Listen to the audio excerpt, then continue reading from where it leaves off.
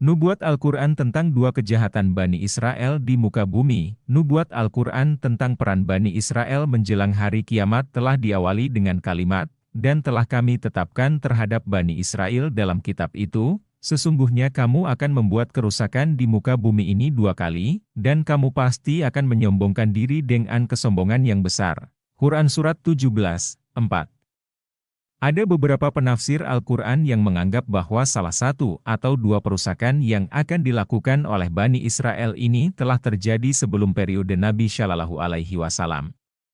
Bahkan saya sempat terkejut ketika menemukan sebuah terjemahan Al-Quran yang memberikan footnote khusus untuk menyatakan bahwa yang dimaksud dengan dua perusakan itu ialah menentang hukum Taurat, membunuh Nabi Syuya, alaihi salam, dan memenjarakan Armia. 2. Membunuh Nabi Zakaria, alaihi salam, dan bermaksud membunuh Nabi Isa, alaihi salam. Sehingga akibat dari dua perbuatan Bani Israel itu, maka Yerusalem pun dihancurkan. Penafsiran ini jelas tidak bisa diterima, karena selain kata kerja, atau fi'il, latuf siduna ini diberi huruf lam dan nun yang berfungsi sebagai penegasan, atau teakid. Maka ia pun telah disampaikan dalam bentuk kata kerja kala kini, present tense. Dalam bahasa Arab, ia mengisyaratkan kepada suatu peristiwa yang sedang terjadi atau di masa depan. Oleh karena itu, di sini sedikitnya ada 5 alasan yang memustahilkan penafsiran di atas. Suatu peristiwa yang telah terjadi tidak perlu ditegaskan lagi dengan huruf lam dan nun teakid yang tujuannya adalah untuk menegaskan bahwa peristiwa itu telah benar-benar terjadi. Kecuali bila ada alasan lain, seperti pengingkaran terhadap peristiwa tersebut, atau barangkali karena faktor-faktor lainnya. Namun alasan itu tidak ditemukan dalam kasus ini. Saat ayat ini diturunkan kepada Rasulullah Shallallahu Alaihi Wasallam, maka Haikal Sulaiman yang berada di Yerusalem itu telah dihancurkan sebanyak 2 kali oleh musuh-musuh bangsa Israel, dan mereka pun telah mengetahuinya. Artinya, menegaskan sesuatu telah sudah terjadi dan sudah diketahui secara umum oleh bangsa Israel sendiri bukanlah suatu berita yang menakjubkan atau menghebohkan. Dalam bahasa Arab, kata kerja kala kini lebih mengisyaratkan kepada suatu peristiwa yang sedang terjadi atau yang akan terjadi di masa depan.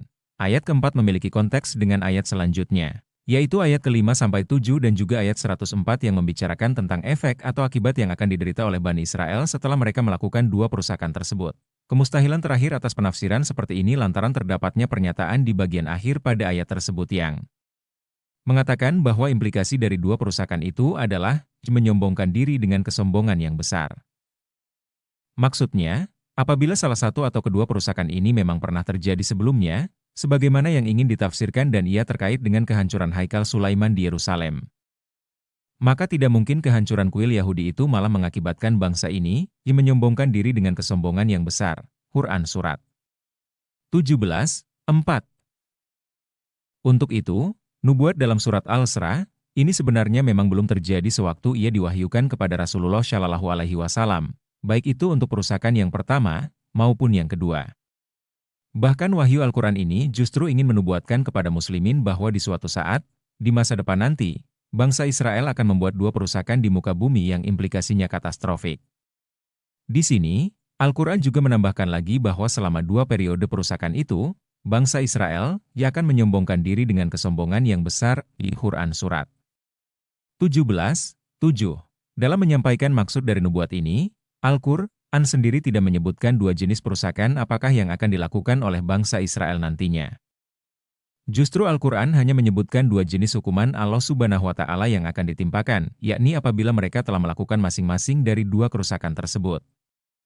Namun apakah substansi dari 2 kerusakan tersebut? Lenilah yang perlu lebih ditelusuri.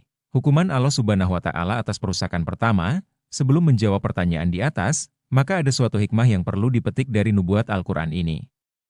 Maksudnya, tindak perusakan ataupun perbaikan yang dilakukan oleh setiap manusia, pada dasarnya adalah suatu proses yang berjenjang atau bertahap. Tidak bersifat instan atau simultan, tapi berupa sederetan aktivitas yang terkumpul bila dilakukan secara sinambung. Akhirnya, ia akan sampai kepada salah satu tujuan aktivitas yang dilakukannya. Baik itu berupa akibat perusakan, maupun perbaikan. Kasus-kasus personal seperti bunuh diri, diabetes, kanker, alkoholik, merampok, mencuri, korupsi, overdosis, prostitusi, perceraian, dan lain sebagainya, ataupun juga terhadap alam, misalnya seperti banjir bandang, tanah longsor, perang, dan lainnya, pada dasarnya adalah proses yang bertahap dan bukan suatu efek yang bersifat simultan. Begitupun halnya dengan berbagai aktivitas yang mengarah kepada kebaikan. Rahasia di balik ini jelas disebabkan oleh kasih sayang dan rahmat Allah Subhanahu wa Ta'ala yang maha luas dan meliputi seluruh makhluknya, baik kepada mereka yang beriman maupun kafir.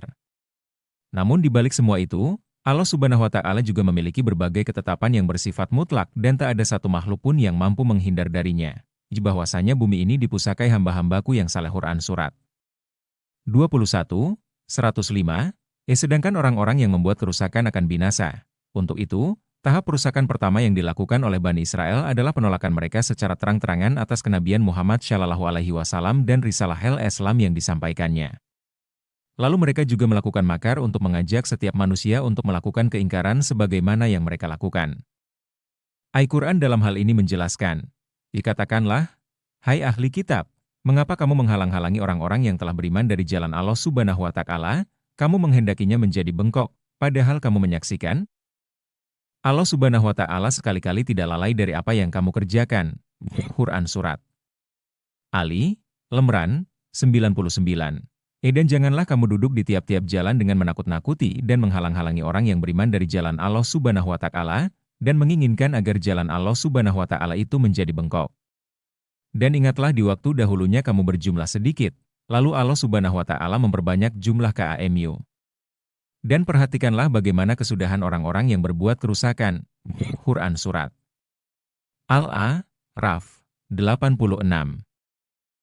Dengan demikian, perusakan pertama yang dilakukan oleh Bani Israel dalam surat Al-Isra sebenarnya memang belum terjadi sebelum periode Rasulullah Shallallahu Alaihi Wasallam. Proses itu baru berjalan setelah mereka menolak kenabian beliau dan menghasut manusia untuk mengikuti makar dan seruan mereka. Allah Subhanahu wa Ta'ala berjanji akan membalas makar dan kekufuran Bani Israel dengan hukuman darinya, apabila proses kejahatan mereka yang pertama telah mendekati kematangan dan finalisasi. Artinya, sebelum berhasil mencapai tujuan yang mereka inginkan, maka makar Bani Israel itu akan dihancurkan olehnya sebagai sebaik-baiknya zat yang akan membalas segala tipu daya. Quran Surat Ali, Imran, 54. Jadi, meskipun sedikit banyak muslimin bisa menganalisa dan merasakan makar Bani Israel, namun kita tidak memiliki pengetahuan yang sempurna atas hal tersebut, kecuali berupa potongan dari makar-makar mereka sepanjang sejarah. Artinya, hanya Allah Subhanahu wa Ta'ala yang secara sempurna mengetahuinya, termasuk kapan tiba balasannya itu. Dan mereka pun merencanakan makar dengan sungguh-sungguh, dan kami merencanakan makar pula, sedang mereka tidak menyadari. Quran Surat An-Naml 50. Dan sesungguhnya mereka telah membuat makar yang besar padahal di sisi Allah Subhanahu wa Ta'ala lah makar mereka itu. Dan sesungguhnya makar mereka itu amat besar, sehingga gunung-gunung dapat lenyap karenanya. Quran Surat Ibrahim 14, 46. Di dalam surat Al-Isra, Allah Subhanahu wa Ta'ala hanya memberitahukan bahwa apabila proses kejahatan mereka yang pertama telah mendekati puncaknya, maka pada saat itu, Allah Subhanahu wa Ta'ala akan menghancurkan makar mereka, dan menurunkan hukuman atau siksaan yang nyata. Al-Quran menjelaskan, maka apabila datang saat hukuman bagi kejahatan, pertama dari kedua kejahatan, itu, kami datangkan kepadamu hamba-hamba kami yang mempunyai kekuatan besar, lalu mereka merajalela di kampung-kampung. Dan itulah ketetapan yang pasti terlaksana. Quran Surat Al-Isra 5. Melalui ayat di atas, kita bisa mengetahui hukuman atau balasan apa yang Allah Subhanahu wa Ta'ala timpakan terhadap Bani Israel, yaitu para hamba Allah Subhanahu wa Ta'ala yang jumlahnya besar dan bersikap keras, kejam, keji, dan bengis, uliba, sin syadid, terhadap Bani Israel dimanapun mereka berada. Sebab, para eksekutor ini akan merajalela di mana-mana dan akan menyeret Bani Israel ke gerbang kematian. Namun sebelum menilik makna ayat ini lebih jauh, perlu dibuat catatan lebih dulu, karena ada sebagian penafsir yang menafsirkan kata, hamba-hamba, di sini sebagai orang-orang beriman. Penafsiran ini jelas tidak tepat, karena kata, hamba, tak harus diartikan secara khusus hanya kepada kaum beriman saja. Alasannya, segala sesuatu selain Allah Subhanahu wa Ta'ala hanyalah hamba baginya, sebagaimana ditegaskan oleh firman Allah Subhanahu wa Ta'ala di dalam Al-Quran. Tidak ada seorang pun di langit dan di bumi, kecuali akan datang kepada Tuhan yang Maha Pemurah selaku seorang hamba. Quran Surat Maryam 93. Dengan memahami hal tersebut, kita perlu mengambil refleksi historis tentang sejarah bangsa Israel di masa lalu, yakni sebelum ayat-ayat ini diwahyukan kepada Rasulullah Shallallahu Alaihi Wasallam. Maksudnya, siapakah para penguasa kejam yang pernah menganiaya dan menindas bangsa Israel sepanjang sejarah sebelum periode Rasulullah Shallallahu Alaihi Wasallam dan sesudahnya? Tidak ada seorang pun di langit dan di bumi, kecuali akan datang kepada Tuhan yang Maha Pemurah selaku seorang hamba. Quran Surat Maryam, 93. Dengan memahami hal tersebut, kita perlu mengambil refleksi historis tentang sejarah bangsa Israel di masa lalu, yakni sebelum ayat-ayat ini diwahyukan kepada Rasulullah Shallallahu Alaihi Wasallam. Maksudnya, siapakah para penguasa kejam yang pernah menganiaya dan menindas bangsa Israel sepanjang sejarah sebelum periode Rasulullah Shallallahu Alaihi Wasallam dan sesudahnya?